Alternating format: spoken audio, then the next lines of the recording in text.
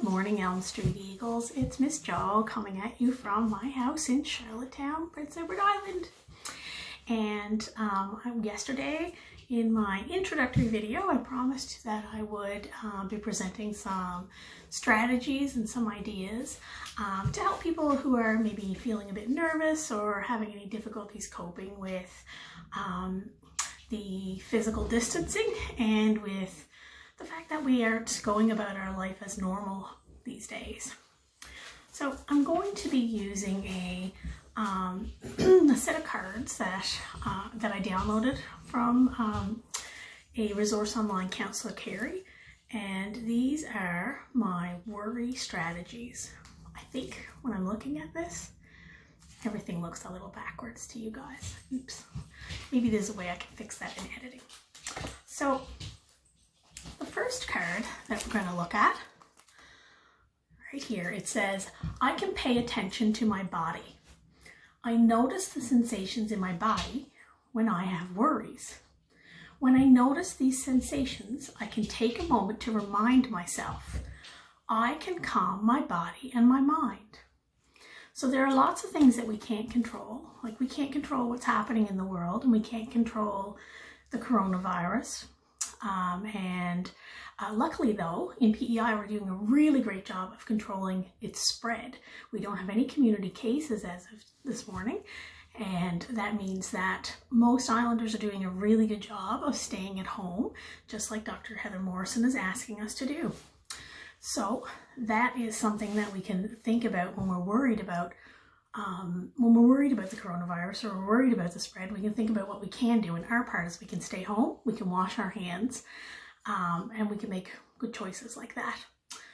So if you do start to feel worry, everybody experiences that a little bit differently.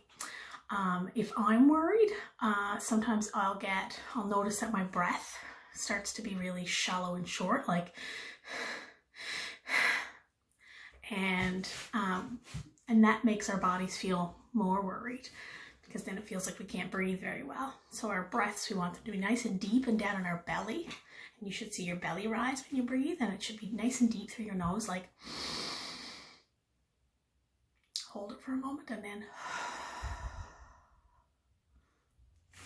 So there's a few different ways that we can think about this. You can see my poster in the background.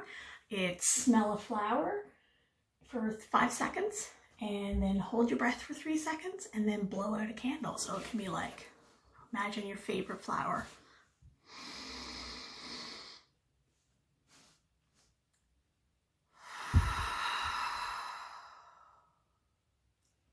You practice breathing like that. I heard a great one the other day, and it was cookie breathing. So you imagine that you have fresh baked cookies in your kitchen, and you walk in the door, and the first thing you smell is the cookies. And so you take a nice deep breath through your nose to smell the cookies. You hold your breath for a few seconds, and then you imagine that the cookies are hot, so you need to blow them out. You're blowing the steam from the cookies to cool them down.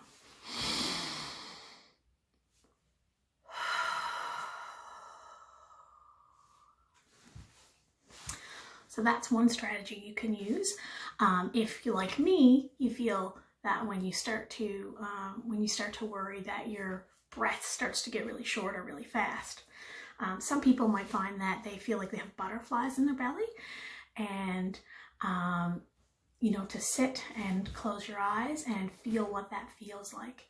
And you imagine, I feel these butterflies in my belly. I don't really like this feeling, but I'm still okay. It's not causing you any serious harm.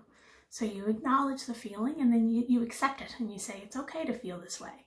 It's okay that I'm worried, and it's okay to feel butterflies in my belly. So with the breathing exercise, if you want to focus on something else, you can take your focus away from the butterflies in your belly and onto your breath instead. And think about your cookie breathing and your flower breathing. Another type of breathing that I've talked about before is your 5-finger breathing, remember? So you breathe in when you go up, hold it for a second, breathe out when you go down. In,